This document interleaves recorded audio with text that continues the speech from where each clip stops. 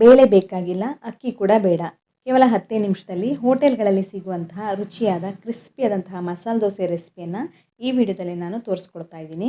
ಬೆಳಗಿನ ಗಡಿಬಿಡಿಯಲ್ಲಿ ದೋಸೆ ತಿನ್ನಬೇಕು ಅಂತ ಮನಸ್ಸಾದಾಗ ಅಕ್ಕಿ ಬೇಳೆನ ನೆನೆಸದೆ ಹಿಟ್ಟನ್ನು ಹುಳಿ ಬರಿಸದೆ ಮಾಡುವಂಥ ಈ ದಿಢೀರ್ ಮಸಾಲೆ ದೋಸೆಯನ್ನು ಮಾಡಿ ನೋಡಿ. ಚಿಕ್ಕವರು ದೊಡ್ಡವರು ಎಲ್ರಿಗೂ ಇಷ್ಟ ಆಗುತ್ತೆ. ಬನ್ನಿ ಇದನ್ನು ಹೇಗೆ ಮಾಡ್ಕೊಳ್ಳೋದು, ಏನೆಲ್ಲ ಸಾಮಗ್ರಿ ಬೇಕು ಅಂತ ನೋಡೋಣ. ಹಲೋ ಫ್ರೆಂಡ್ಸ್, ನಮಸ್ತೆ. ಶ್ರೀ ಮ್ಯಾಜಿಕ್ ಕಿಚನ್ಗೆ ಸುಸ್ವಾಗತ. ನಾನಿಲ್ಲಿ 3 ಆಲೂಗಡ್ಡೆಯನ್ನು ತೊಗೊಂಡಿದ್ದೀನಿ. ಇದನ್ನು ಬೇಯಿಸ್ಕೊಳ್ತಾ ಇದ್ದೀನಿ. ಕುಕ್ಕರ್ಗೆ ಹಾಕಿಬಿಟ್ಟು ಇದಕ್ಕೆ ಎಷ್ಟು ನೀರು ಬೇಕಾಗುತ್ತೋ ಅಷ್ಟು ನೀರನ್ನು ಸೇರಿಸ್ಕೊಂಡು ಹಾಗೆ ಬೇಯಿಸ್ಕೊಳ್ಳುವಾಗ ಸ್ವಲ್ಪ ಉಪ್ಪನ್ನು ಹಾಕ್ಕೊಂಡು ಇದನ್ನು ಚೆನ್ನಾಗಿ ಬೇಯಿಸ್ಕೊಳ್ತಾ ಇದ್ದೀನಿ. ಒಂದು 2-3 ವಿಷಲ್ ಇದನ್ನು ತೊಗೊಳ್ತಾ ಇದ್ದೀನಿ. ಇದನ್ನು ಸೈಡಲ್ಲಿ ಇಟ್ಟಿರ್ತೀನಿ. ಬೇಯಿಸ್ಕೊಂಡ ನಂತರ ಈ ಒಂದು ಮಿಕ್ಸಿ ಜಾರ್ಗೆ 1 ಕಪ್ ಆಗೋಷ್ಟು ರವೆಯನ್ನು ಹಾಕ್ಕೊಳ್ತಾ ಇದ್ದೀನಿ. ನಾನಿಲ್ಲಿ ಬಾಂಬೆ ರವೆನ ತೊಗೊಂಡಿರೋದು. ನೀವು ಬೇಕಾದರೆ ಚಿರೋಟಿ ರವೆನ ಕೂಡ ತೊಗೊಳ್ಬೋದು ಅಥವಾ ಬಾಂಬೆ ರವೆನೂ ಕೂಡ ತೊಗೊಳ್ಬೋದು. ಚಿಕ್ಕ ರವೆನೇ ತೊಗೊಳ್ಳಿ. ಇದಕ್ಕೆ 1 ಟೇಬಲ್ ಸ್ಪೂನ್ ಕಡಲೆ ಹಿಟ್ಟು, 1 ಟೇಬಲ್ ಸ್ಪೂನು ಗೋಧಿ ಹಿಟ್ಟನ್ನು ಸೇರಿಸ್ಕೊಂಡಿದ್ದೀನಿ. ಇದನ್ನು ಪೌಡ್ರ್ ಮಾಡ್ಕೊಳ್ಬೇಕು. ಚಿರೋಟಿ ರವೆನ ತೊಗೊಂಡ್ರೂ ಕೂಡ ನೀವು ಚೆನ್ನಾಗಿ ಇದನ್ನು ಪೌಡ್ರ್ ಮಾಡ್ಕೊಳ್ಳೇಬೇಕು. ಇದೀಗ ಚೆನ್ನಾಗಿ ಪೌಡ್ರ್ ಮಾಡ್ಕೊಂಡಿದ್ದಾಗಿದೆ. ಈ ರೆಡಿ ಮಾಡ್ಕೊಂಡಂತಹ ಪೌಡ್ರನ್ನು ಒಂದು ಪಾತ್ರೆಗೆ ಸೇರಿಸ್ಕೊಳ್ತಾ ಇದ್ದೀನಿ. ಇದಕ್ಕೆ 1 ಕಪ್ ಆಗೋಷ್ಟು ಮೊಸರನ್ನು ಹಾಕ್ಕೊಳ್ತಾ ಇದ್ದೀನಿ. ಆದಷ್ಟು ಹುಳಿ ಇರುವಂತಹ ಮೊಸರನ್ನೇ ಸೇರಿಸ್ಕೊಳ್ಳಿ. ಈಗ ಮೊಸರನ್ನ ಸೇರಿಸ್ಕೊಂಡು ನೀಟಾಗಿ ಒಂದು ಸಲ ಮಿಕ್ಸ್ ಮಾಡ್ಕೊಳ್ಬೇಕು. ಮೊಸರು ರವೆನೆಲ್ಲ ಚೆನ್ನಾಗಿ ಹೀರ್ಕೊಂಡು ನೋಡಿ, ಇದೀಗ ಗಟ್ಟಿ ಆಗ್ತಾ ಬರ್ತಾ ಇದೆ. ಈಗ ಈ ರೀತಿ ಮಿಕ್ಸ್ ಮಾಡ್ಕೊಂಡ ನಂತರ ಇದಕ್ಕೆ ರುಚಿಗೆ ತಕ್ಕಷ್ಟು ಉಪ್ಪನ್ನು ಹಾಕ್ಕೊಳ್ತಾ ಇದ್ದೀನಿ. ಸ್ವಲ್ಪ ಗಟ್ಟಿ ಇರೋದ್ರಿಂದ ಇನ್ನೊಂದು ಸ್ವಲ್ಪ ನೀರನ್ನು ಹಾಕ್ಕೊಳ್ಬೇಕಾಗತ್ತೆ. ನೋಡಿ, ಇದೀಗ ಸ್ವಲ್ಪ ನೀರನ್ನು ಹಾಕ್ಕೊಳ್ಳಿ. ಸ್ವಲ್ಪ ನೀರನ್ನು ಹಾಕ್ಕೊಳ್ತಾ ಚೆನ್ನಾಗಿ ಇದನ್ನು ಮಿಕ್ಸ್ ಮಾಡ್ಕೊಳ್ಬೇಕು. ತುಂಬ ನೀರನ್ನು ಹಾಕ್ಕೊಳ್ಳೋದಕ್ಕೂ ಹೋಗಬೇಡಿ. ಮೊಸರನ್ನು ಹಾಕ್ಕೊಂಡಿರೋದ್ರಿಂದ ಮೊದಲಿಗೆ ನೀರನ್ನು ಜಾಸ್ತಿ ಹಾಕ್ಕೊಳ್ಳೋದಕ್ಕೂ ಹೋಗಬೇಡಿ. ಹಾಕ್ಬಿಟ್ಟು ಈ ರೀತಿ ಮಿಕ್ಸ್ ಮಾಡ್ಕೊಳ್ಳಿ. ಈ ರೀತಿ ಮಿಕ್ಸ್ ಮಾಡ್ಕೊಂಡ ನಂತರ ಇದನ್ನು ಸ್ವಲ್ಪ ಹೊತ್ತು ಹಾಗೆ ರೆಸ್ಟ್ ಮಾಡೋದಕ್ಕೆ ಇಡಬೇಕಾಗತ್ತೆ. ಒಂದು 5-6 ನಿಮಿಷ ಹೊತ್ತಾದರೂ ಇದನ್ನು ರೆಸ್ಟ್ ಮಾಡೋದಕ್ಕೆ ಇಡಬೇಕಾಗತ್ತೆ. ಯಾಕೆಂದರೆ ರವೆ ಅನ್ನೋದು ಮೊಸರನ್ನು ಹಾಗೆ ನೀರನ್ನೆಲ್ಲ ಹೀರ್ಕೊಂಡು ಇನ್ನೂ ಸ್ವಲ್ಪ ಹೊತ್ತು ಗಟ್ಟಿ ಆಗುತ್ತೆ. ಹಾಗಾಗಿ ಅದನ್ನು ಒಂದು 5 ನಿಮಿಷ ರೆಸ್ಟ್ ಮಾಡೋದಕ್ಕೆ ಇಡ್ತಾ ಇದ್ದೀನಿ ನಾನು. ಆಲೂಗಡ್ಡೆ ಚೆನ್ನಾಗಿ ಬೆಂದ ನಂತರ ಇದರ ಸಿಪ್ಪೆಲ್ಲ ತೆಗೆದ್ಬಿಟ್ಟು ಇದನ್ನು ಚೆನ್ನಾಗಿ ಸ್ಮ್ಯಾಶ್ ಮಾಡಿ ಇಟ್ಕೊಳ್ಬೇಕಾಗತ್ತೆ. ನೋಡಿ, ಈ ರೀತಿ ನೀಟಾಗಿ ಸ್ಮ್ಯಾಶ್ ಮಾಡಿ ಇಟ್ಕೊಂಡಿದ್ದೀನಿ. ಈಗ ಒಂದು ಅಗಲವಾದ ಪ್ಯಾನ್ಗೆ 3-4 ಟೇಬಲ್ ಸ್ಪೂನ್ ಆಗೋಷ್ಟು ಎಣ್ಣೆ, ಹಾಗೆ 1 ಟೇಬಲ್ ಸ್ಪೂನು ಕಡಲೆಬೇಳೆ, 1 ಟೇಬಲ್ ಸ್ಪೂನ್ ಆಗೋಷ್ಟು ಉದ್ದಿನ ಬೇಳೆನ ಇದಕ್ಕೆ ಹಾಕ್ಕೊಳ್ತಾ ಇದ್ದೀನಿ. ಇದನ್ನು ಸ್ವಲ್ಪ ರೋಸ್ಟ್ ಮಾಡ್ಕೊಳ್ಬೇಕು. ಸ್ವಲ್ಪ ಕಲರ್ ಚೇಂಜ್ ಆಗೋ ತನಕ ಚೆನ್ನಾಗಿ ಹುರ್ಕೊಳ್ಬೇಕಾಗತ್ತೆ. ಇದರ ಕಲರ್ ಚೇಂಜ್ ಆದ ನಂತರ ಇದಕ್ಕೆ ನಾನು ಒಂದು ಅರ್ಧ ಟೇಬಲ್ ಸ್ಪೂನ್ ಆಗೋಷ್ಟು ಸಾಸಿವೆ, ಹಾಗೆ ಅರ್ಧ ಟೇಬಲ್ ಸ್ಪೂನ್ ಆಗೋಷ್ಟು ಜೀರಿಗೆ, ಇವೆರಡನ್ನು ಹಾಕಿಬಿಟ್ಟು ಚಟಪಟ ಅನ್ನೋದಕ್ಕೆ ಸ್ಟಾರ್ಟ್ ಆದ ನಂತರ ಇದಕ್ಕೆ ಹಸಿಮೆಣಸು 1, ಹಾಗೆ 1 ಇಂಚಷ್ಟು ಶುಂಠಿ, ಇದಿಷ್ಟನ್ನು ಕಟ್ ಮಾಡಿಬಿಟ್ಟು ಹಾಕ್ಕೊಳ್ತಾ ಇದ್ದೀನಿ. ಹಸಿಮೆಣಸು ಬೇಕಾದರೆ ನೀವು ಇನ್ನೂ ಉದ್ದ ಕಟ್ ಮಾಡಿಕೊಂಡು ಹಾಕ್ಕೊಳ್ಬೋದು. ಹಾಗೆ ಕರಿಬೇವನ್ನು ಕೂಡ ಹಾಕ್ಕೊಳ್ತಾ ಇದ್ದೀನಿ. ನಾರ್ಮಲ್ ಎಲ್ಲ ಒಗ್ಗರಣೆಗೆ ಯಾವ ರೀತಿ ಹಾಕ್ಕೊಳ್ತೀರಾ ಆ ರೀತಿ ಹಾಕ್ಕೊಳ್ಳಿ. ಹಾಗೆ ಇದಕ್ಕೆ ನಾನು ಈರುಳ್ಳಿಯನ್ನು ಹಾಕ್ಕೊಳ್ತಾ ಇದ್ದೀನಿ. ಒಂದು ಮೀಡಿಯಮ್ ಗಾತ್ರದ ಈರುಳ್ಳಿ ಆದರೆ 2 ಈರುಳ್ಳಿಯನ್ನು ಹಾಕ್ಕೊಳ್ಳಿ. ದೊಡ್ಡ ಗಾತ್ರದ ಈರುಳ್ಳಿ ಆದರೆ 1 ಈರುಳ್ಳಿ ಸಾಕಾಗುತ್ತೆ. ಇದನ್ನು ಚೆನ್ನಾಗಿ ಫ್ರೈ ಮಾಡ್ಕೊಳ್ಬೇಕು. ತುಂಬ ಸಾಫ್ಟ್ ಆಗಬೇಕಂತೇನಿಲ್ಲ, ಸ್ವಲ್ಪ ಕ್ರಂಚಿನೆಸ್ ಆಗಿರಬೇಕಾಗತ್ತೆ. ಸ್ವಲ್ಪ ಟ್ರಾನ್ಸ್ಪರೆಂಟ್ ಆಗೋ ತನಕ ಈರುಳ್ಳಿ ಚೆನ್ನಾಗಿ ಹುರ್ಕೊಳ್ಬೇಕಾಗತ್ತೆ. ನೋಡಿ, ಇದೀಗ ಚೆನ್ನಾಗಿ ಫ್ರೈ ಮಾಡ್ಕೊಳ್ತಾ ಇದ್ದೀನಿ. ಈರುಳ್ಳಿ ಬೇಕಾದರೆ ನೀವು ಇನ್ನೂ ಉದ್ದನೆಯಾಗಿಯೂ ಕೂಡ ಕಟ್ ಮಾಡ್ಕೊಳ್ಬೋದು. ಈ ರೀತಿ ಚಿಕ್ಕದಾಗಿ ಕಟ್ ಮಾಡ್ಕೊಳ್ಬೇಕಂತಲೂ ಏನಿಲ್ಲ.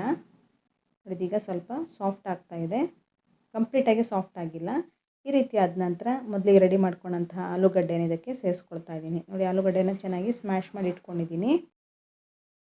ಆಲೂಗಡ್ಡೆನ ಚೆನ್ನಾಗಿ ಒಗ್ಗರಣೆ ಜೊತೆ ಮಿಕ್ಸ್ ಮಾಡ್ಕೊಳ್ಳಿ. ನೋಡಿ, ಇದೀಗ ತುಂಬ ಡ್ರೈ ಅನಿಸಿದ್ರೆ ಸ್ವಲ್ಪ ನೀರನ್ನು ಸೇರಿಸ್ಕೊಳ್ಬೋದು. ಈ ರೀತಿ ಚೆನ್ನಾಗಿ ಮಿಕ್ಸ್ ಮಾಡ್ಕೊಂಡು ನಂತರ ಇದಕ್ಕೆ ಉಪ್ಪನ್ನು ಹಾಕ್ಕೊಳ್ತಾ ಇದ್ದೀನಿ. ಆಲೂಗಡ್ಡೆ ಬೇಯಿಸ್ಕೊಳ್ಳುವಾಗ ಉಪ್ಪನ್ನು ಹಾಕ್ಕೊಂಡಿದ್ದೀನಿ, ಆದರೂ ಸ್ವಲ್ಪ ಕಮ್ಮಿ ಅನಿಸುತ್ತೆ, ಹಾಗಾಗಿ ಉಪ್ಪನ್ನು ಸೇರಿಸ್ಕೊಂಡಿದ್ದೀನಿ. ಹಾಗೆ ಒಂದು ಅರ್ಧ ಟೇಬಲ್ ಸ್ಪೂನು ಅರಿಶಿನ ಪುಡಿ, ಹಾಗೆ 1 ಟೇಬಲ್ ಸ್ಪೂನ್ ಆಗೋಷ್ಟು ಖಾರದ ಪುಡಿಯನ್ನು ಹಾಕ್ಕೊಳ್ತಾ ಇದ್ದೀನಿ. ಖಾರ ಬೇಡ ಅನ್ನೋರಾದರೆ ಖಾರದ ಪುಡಿಯನ್ನು ಸ್ಕಿಪ್ ಕೂಡ ಮಾಡ್ಕೊಳ್ಬೋದು. ಯಾಕೆಂದರೆ ಹಸಿಮೆಣಸನ್ನು ಹಾಕ್ಕೊಂಡಿರೋದ್ರಿಂದ ಖಾರ ಜಾಸ್ತಿ ಅನಿಸಿದ್ರೆ ಸ್ಕಿಪ್ ಕೂಡ ಮಾಡ್ಕೊಳ್ಬೋದು. ಇಲ್ಲಾಂದರೆ ಖಾರದ ಪುಡಿಯನ್ನು ಕೂಡ ಸೇರಿಸ್ಕೊಳ್ಬೋದು. ಇದಿಷ್ಟನ್ನು ಚೆನ್ನಾಗಿ ಮಿಕ್ಸ್ ಮಾಡ್ಕೊಳ್ಳಿ. ನೋಡಿ, ಇದೀಗ ಕಂಪ್ಲೀಟಾಗಿ ರೆಡಿಯಾಗಿದೆ. ಕೊನೆಯಲ್ಲಿ ಇದಕ್ಕೆ ಸ್ವಲ್ಪ ಕೊತ್ತಂಬರಿ ಸೊಪ್ಪನ್ನು ಸೇರಿಸ್ಕೊಳ್ತಾ ಇದ್ದೀನಿ. ಈ ರೀತಿ ಹಾಕಿಬಿಟ್ಟು ಚೆನ್ನಾಗಿ ಒಂದು ಸಲ ಮಿಕ್ಸ್ ಮಾಡ್ಕೊಳ್ಳಿ. ಇದೀಗ ಮಸಾಲೆ ದೋಸೆಗೆ ಬೇಕಾಗುವಂತಹ ಆಲೂಗಡ್ಡೆ ಪಲ್ಯ ರೆಡಿಯಾಗಿದೆ. ಇದನ್ನೀಗ ಸೈಡಲ್ಲಿ ಇಟ್ಟಿರ್ತೀನಿ. ಚೆನ್ನಾಗಿ ಮಿಕ್ಸ್ ಮಾಡ್ಕೊಂಡು ನಂತರ ಇದನ್ನು ಮಸಾಲೆ ದೋಸೆ ಹಾಕ್ಕೊಳ್ಳುವಾಗ ರೆಡಿ ಮಾಡ್ಕೊಳ್ಳೋಣ. ಈಗ ನೋಡಿ, ಮೊದಲಿಗೆ ರೆಡಿ ಮಾಡ್ಕೊಂಡಂತಹ ಹಿಟ್ಟು ಇದೀಗ ಚೆನ್ನಾಗಿ ಗಟ್ಟಿಯಾಗಿದೆ. ನೀರನ್ನು ಹಾಗೆ ಮೊಸರನ್ನೆಲ್ಲ ಚೆನ್ನಾಗಿ ಹೀರ್ಕೊಂಡು ನೋಡಿ ತುಂಬಾ ಗಟ್ಟಿಯಾಗಿಬಿಟ್ಟಿದೆ. ಇದಕ್ಕೆ ಇನ್ನೊಂದು ಸ್ವಲ್ಪ ನೀರನ್ನು ಹಾಕ್ಕೊಳ್ಳೇಬೇಕಾಗತ್ತೆ. ಇಷ್ಟು ಗಟ್ಟಿ ಇದ್ದರೆ ಸಾಕಾಗಲ್ಲ. ಸ್ವಲ್ಪ ನೀರನ್ನು ಹಾಕ್ಕೊಳ್ತಾ ದೋಸೆ ಹಿಟ್ಟಿನ ಅದಕ್ಕೆ ಇದನ್ನು ರೆಡಿ ಮಾಡ್ಕೊಳ್ಬೇಕಾಗತ್ತೆ. ತುಂಬ ನೀರನ್ನು ಒಂದೇ ಸಲ ಹಾಕ್ಕೊಳ್ಳೋದಕ್ಕೂ ಹೋಗಬೇಡಿ. ನೋಡಿ, ಇದೀಗ ಚೆನ್ನಾಗಿ ಮಿಕ್ಸ್ ಮಾಡ್ಕೊಳ್ತಾ ಇದ್ದೀನಿ. ಈ ರೀತಿ ಫ್ಲೋಯಿಂಗ್ ಕನ್ಸಿಸ್ಟೆನ್ಸಿ ಇರಬೇಕಾಗತ್ತೆ. ದೋಸೆಗೆಲ್ಲ ಯಾವ ರೀತಿ ಹಿಟ್ಟನ್ನು ರೆಡಿ ಮಾಡ್ಕೊಳ್ತೀರಾ ಅದೇ ರೀತಿ ರೆಡಿ ಮಾಡ್ಕೊಳ್ಬೇಕು. ಇದೇ ಕನ್ಸಿಸ್ಟೆನ್ಸಿ ಇರಬೇಕಾಗತ್ತೆ. ಈ ರೀತಿ ರೆಡಿ ಮಾಡ್ಕೊಂಡ ನಂತರ ಇದಕ್ಕೆ ನಾನು 1/4 ಟೇಬಲ್ ಸ್ಪೂನ್ ಆಗೋಷ್ಟು ಸೋಡಾವನ್ನು ಹಾಕ್ಕೊಳ್ತಾ ಇದ್ದೀನಿ. ಸೋಡಾ ಬದಲಿಗೆ ನೀವು ಏನೂ ಕೂಡ ಹಾಕ್ಕೊಳ್ಬೋದು. ಇದ್ರ ಮೇಲ್ಗಡೆ 1 ಟೇಬಲ್ ಸ್ಪೂನ್ ಆಗೋಷ್ಟು ನೀರನ್ನು ಹಾಕ್ಕೊಳ್ಳಿ. ನೀರನ್ನು ಹಾಕ್ಕೊಳ್ಳೋದ್ರಿಂದ ಆ್ಯಕ್ಟಿವೇಟ್ ಆಗುತ್ತೆ ಸೋಡಾ ಅನ್ನೋದು. ಹಾಕ್ಬಿಟ್ಟು ಕೂಡಲೇ ಇದನ್ನು ಚೆನ್ನಾಗಿ ಮಿಕ್ಸ್ ಮಾಡ್ಕೊಳ್ಳಿ. ಇದನ್ನು ಮಿಕ್ಸ್ ಮಾಡ್ಕೊಂಡ ನಂತರ ಜಾಸ್ತಿ ಹೊತ್ತು ಇಡಬೇಕಂತ ಏನಿಲ್ಲ, ಕೂಡಲೇ ಇದನ್ನು ದೋಸೆ ಮಾಡ್ಕೊಳ್ಬೋದು ಈ ಹಿಟ್ಟಿಂದ. ಒಂದ್ಸಲ ಚೆನ್ನಾಗಿ ಮಿಕ್ಸ್ ಮಾಡ್ಕೊಳ್ಬೇಕು. ಇವಾಗ ದೋಸೆ ಹಂಚನ್ನು ಕಾಯ್ಲಿಕ್ಕೆ ಇಟ್ಟಿದ್ದೆ, ಸ್ವಲ್ಪ ಎಣ್ಣೆನ ಸವರ್ಕೊಳ್ತಾ ಇದ್ದೀನಿ. ತುಂಬ ಬಿಸಿ ಮಾಡ್ಕೊಳ್ಬಾರ್ದು, ಹಾಗಾಗಿ ಸ್ವಲ್ಪ ಮೇಲ್ಗಡೆ ನೀರನ್ನು ಕೂಡ ಚಿಮ್ಸ್ಕೊಳ್ತಾ ಇದ್ದೀನಿ. ತುಂಬ ಬಿಸಿ ಇರಬಾರ್ದು ಮಸಾಲೆ ದೋಸೆ ಮಾಡ್ಕೊಳ್ಳುವಾಗ. ತುಂಬ ಬಿಸಿ ಇದ್ದರೆ ಸ್ವಲ್ಪ ನೀರನ್ನು ಚಿಮ್ಸ್ಕೊಳ್ಬೇಕಾಗತ್ತೆ. ಈಗ ರೆಡಿ ಮಾಡ್ಕೊಂಡಂತಹ ಹಿಟ್ಟನ್ನು ನೋಡಿ ಈ ರೀತಿ ಒಂದು ಸಲ ಮಿಕ್ಸ್ ಮಾಡ್ಕೊಂಡು ನಂತರ ಹಾಕ್ಕೊಳ್ತಾ ಇದ್ದೀನಿ. 1 ಸೌಟ್ ಆಗೋಷ್ಟು ಹಿಟ್ಟನ್ನು ತೊಗೊಂಡು ಈ ದೋಸೆ ಹಂಚಿನ ಮೇಲ್ಗಡೆ ಈ ರೀತಿ ಸ್ಪ್ರೆಡ್ ಮಾಡ್ಕೊಳ್ಬೇಕಾಗತ್ತೆ. ನೋಡಿ ಈ ರೀತಿ ಸ್ಪ್ರೆಡ್ ಮಾಡ್ಕೊಳ್ಳಿ. ಮಸಾಲೆ ದೋಸೆಗೆ ಯಾವ ರೀತಿ ಸ್ಪ್ರೆಡ್ ಮಾಡ್ಕೊಳ್ಬೇಕು ಅದೇ ರೀತಿ ಮಾಡ್ಕೊಳ್ಬೇಕು. ದಪ್ಪನೆಯಾಗಿ ಮಾಡ್ಕೊಳ್ಬಾರ್ದು. ಕ್ರಿಸ್ಪಿಯಾಗಿ ಬೇಕಂತಿದ್ರೆ ನೋಡಿ ಈ ರೀತಿ ನೀಟಾಗಿ ಸ್ಪ್ರೆಡ್ ಮಾಡ್ಕೊಳ್ಬೇಕು. ಇದನ್ನು ಹಾಗೆ ಸ್ವಲ್ಪ ಹೊತ್ತು ಬಿಟ್ಬಿಡಿ. ಸ್ವಲ್ಪ ಹೊತ್ತಿನ ನಂತರ ಮೇಲ್ಗಡೆ ತುಪ್ಪ ಅಥವಾ ಎಣ್ಣೆ ಹಾಕ್ಕೊಳ್ಬೋದು. ನಾನಿಲ್ಲಿ ತುಪ್ಪವನ್ನು ಹಾಕ್ಕೊಳ್ತಾ ಇದ್ದೀನಿ. ಮೇಲ್ಗಡೆ ಕೂಡ ಚೆನ್ನಾಗಿ ಬೇಯಬೇಕಾಗತ್ತೆ, ಹಾಗಾಗಿ ಸ್ವಲ್ಪ ತುಪ್ಪವನ್ನು ಈ ರೀತಿ ಸ್ಪ್ರೆಡ್ ಮಾಡ್ಕೊಳ್ತಾ ಇದ್ದೀನಿ. ಎರಡೂ ಕಡೆ ಚೆನ್ನಾಗಿ ಬೇಯಬೇಕು. ಇದನ್ನು ಉಲ್ಟಾ ಹಾಕ್ಕೊಳ್ತಾ ಇಲ್ಲ ಮಸಾಲೆ ದೋಸೆಯನ್ನು, ಹಾಗಾಗಿ ಮೇಲ್ಗಡೆ ತುಪ್ಪವನ್ನು ಸವರ್ಕೊಂಡಿರೋದು. ನೋಡಿ ಕಂಪ್ಲೀಟಾಗಿ ಕಲರ್ ಚೇಂಜ್ ಆಗಿದೆ, ಎರಡೂ ಕಡೆ ಚೆನ್ನಾಗಿ ಬೆಂದಿದೆ. ಇವಾಗ ರೆಡಿ ಮಾಡ್ಕೊಂಡಂತಹ ಆಲೂಗಡ್ಡೆ ಪಲ್ಯವನ್ನು ಇದ್ರ ಮೇಲ್ಗಡೆ ಹಾಕ್ಕೊಳ್ತಾ ಇದ್ದೀನಿ. ಈ ರೀತಿ ಹಾಕ್ಕೊಂಡ ನಂತರ ಇದನ್ನು ಮಸಾಲೆ ದೋಸೆನೆಲ್ಲ ಯಾವ ರೀತಿ ತೆಗಿತೀರಾ, ಹೋಟೆಲಲ್ಲಿ ಯಾವ ರೀತಿ ಸರ್ವ್ ಮಾಡ್ತಾರೆ ಆ ರೀತಿ ರೌಂಡ್ ಮಾಡಿಕೊಂಡು ನೋಡಿ ಈ ರೀತಿ ತೆಗೆದು ಒಂದು ಪ್ಲೇಟಲ್ಲಿ ಇಟ್ಕೊಳ್ತಾ ಇದ್ದೀನಿ. ಕಲರ್ ನೋಡಿ ಕಾಣಿಸ್ತಿರ್ಬೋದು ಯಾವ ರೀತಿ ಬಂದಿದೆ ಅಂತ. ಹೋಟೆಲಲ್ಲಿ ಸಿಗುವಂಥ ಮಸಾಲೆ ದೋಸೆನ ಸಿಂಪಲ್ಲಾಗಿ ಮನೆಯಲ್ಲೇ ರೆಡಿ ಮಾಡ್ಕೊಳ್ಬೋದು, ಹೆಚ್ಚು ಕಷ್ಟಪಡಬೇಕಂತೂ ಏನಿಲ್ಲ. ನೋಡಿ ಇದೀಗ ತುಂಬ ಬಿಸಿ ಇದೆ. ಸ್ವಲ್ಪ ಎಣ್ಣೆನ ಸವರ್ಕೊಂಡು ಮೇಲ್ಗಡೆ ಒಂದು ಸ್ವಲ್ಪ ನೀರನ್ನು ಚಿಮ್ಸ್ಕೊಂಡ್ರೆ, ತುಂಬ ಬಿಸಿ ಇದ್ದರೆ ಹಂಚು ಸ್ವಲ್ಪ ಬಿಸಿ ಕಮ್ಮಿ ಆಗುತ್ತೆ, ಹಾಗಾಗಿ ಸ್ವಲ್ಪ ನೀರನ್ನು ಚಿಮ್ಸ್ಕೊಳ್ತಾ ಇದ್ದೀನಿ. ಈಗ 1 ಸೌಟ್ ಆಗೋಷ್ಟು ಹಿಟ್ಟನ್ನು ತೊಗೊಂಡು ಈ ರೀತಿ ಸ್ಪ್ರೆಡ್ ಮಾಡ್ಕೊಳ್ಬೇಕು. ಎಷ್ಟು ಸಾಧ್ಯವಾಗುತ್ತೋ ಅಷ್ಟು ಈ ರೀತಿ ಸ್ಪ್ರೆಡ್ ಮಾಡ್ಕೊಳ್ಳಿ. ಹಾಗೆ ಮೇಲ್ಗಡೆ ಸ್ವಲ್ಪ ತುಪ್ಪ ಅಥವಾ ಎಣ್ಣೆನ ಹಾಕ್ಕೊಂಡು ಎರಡೂ ಕಡೆ ಚೆನ್ನಾಗಿ ಬೇಯೋದಕ್ಕೆ ಬಿಡಬೇಕಾಗತ್ತೆ. ಇಲ್ಲಾಂದರೆ ಕೂಡಲೇ ತೆಗಿಯೋದಕ್ಕೂ ಆಗಲ್ಲ, ಮೇಲ್ಗಡೆ ಚೆನ್ನಾಗಿ ಬೆಂದಿಲ್ಲ ಅಂದರೆ ಅಂಟ್ಕೊಂಡು ಬಿಡುತ್ತೆ. ಈ ರೀತಿ ಐರನ್ ದೋಸೆ ತವಾವನ್ನು ಉಪಯೋಗಿಸ್ಕೊಂಡು ದೋಸೆ ಮಾಡ್ತಾಯಿದ್ರೆ ಕೂಡಲೇ ತೆಗಿಯೋದಕ್ಕೆ ಆಗ್ತಾಯಿಲ್ಲ, ಅಂಟ್ಕೊಳ್ತಾ ಇದೆ ಅಂದರೆ ಸ್ವಲ್ಪ ಈರುಳ್ಳಿನ ತೊಗೊಂಡು ಎಣ್ಣೆಗೆ ಅದ್ಬಿಟ್ಟು ನೀಟಾಗಿ ಸವರ್ಕೊಳ್ಳಿ ದೋಸೆ ತವದ ಮೇಲೆ. ಆವಾಗ ನೀಟಾಗಿ ತೆಗಿಯೋದಕ್ಕಾಗತ್ತೆ, ಅಂಟ್ಕೊಳ್ಳಲ್ಲ. ನಾನ್ ಸ್ಟಿಕ್ ಆದರೆ ಬೇಗ ಬಂದುಬಿಡತ್ತೆ, ಆದರೆ ಈ ರೀತಿ ಐರನ್ ತವ ಎಲ್ಲ ಇದ್ದರೆ ಸ್ವಲ್ಪ ಅಂಟ್ಕೊಳ್ಳುತ್ತೆ.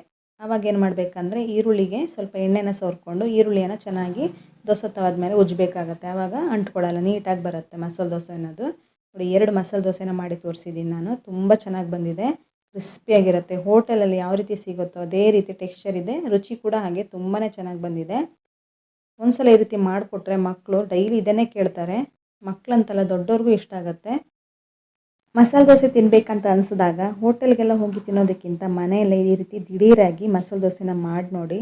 ಚಿಕ್ಕವರು ದೊಡ್ಡವ್ರಿಗೂ ಎಲ್ಲರೂ ಇಷ್ಟ ಆಗುವಂಥ ಈ ಮಸಾಲೆ ದೋಸೆನ ಟ್ರೈ ಮಾಡಿ ಹೇಗೆ ಬಂತು ಅಂತ ನನಗೆ ಕಮೆಂಟ್ ಮಾಡೋದಕ್ಕಂತೂ ಮರಿಲೇಬೇಡಿ. ನಾನು ಮಾಡ್ತಾ ಇರುವಂಥ ಎಲ್ಲ ರೆಸಿಪಿಗಳು ನಿಮಗೆ ಇಷ್ಟವಾಗ್ತಾ ಇದ್ದರೆ ನಿಮ್ಮ ಫ್ರೆಂಡ್ಸ್ ಹಾಗೂ ಫ್ಯಾಮಿಲಿ ಮೆಂಬರ್ಸೊಂದಿಗೆ ಈ ರೆಸಿಪಿಗಳನ್ನೆಲ್ಲ ಶೇರ್ ಮಾಡಿ, ಹಾಗೆ ಲೈಕ್ ಮಾಡಿ, ಕಮೆಂಟ್ ಮಾಡೋದಕ್ಕಂತೂ ಮರಿಲೇಬೇಡಿ. ನಿಮಗೆ ಬೆಳಗಿನ ತಿಂಡಿಗೆ ಯಾವ ತಿಂಡಿ ಇಷ್ಟ ಆಗುತ್ತೆ ಅಂತಲೂ ಮೆನ್ಷನ್ ಮಾಡಿ ಕಮೆಂಟ್ ಸೆಕ್ಷನಲ್ಲಿ. ಇನ್ನಷ್ಟು ಹೆಚ್ಚಿನ ರೆಸಿಪಿಗಳೊಂದಿಗೆ ಸಿಗೋಣ. ಧನ್ಯವಾದಗಳು.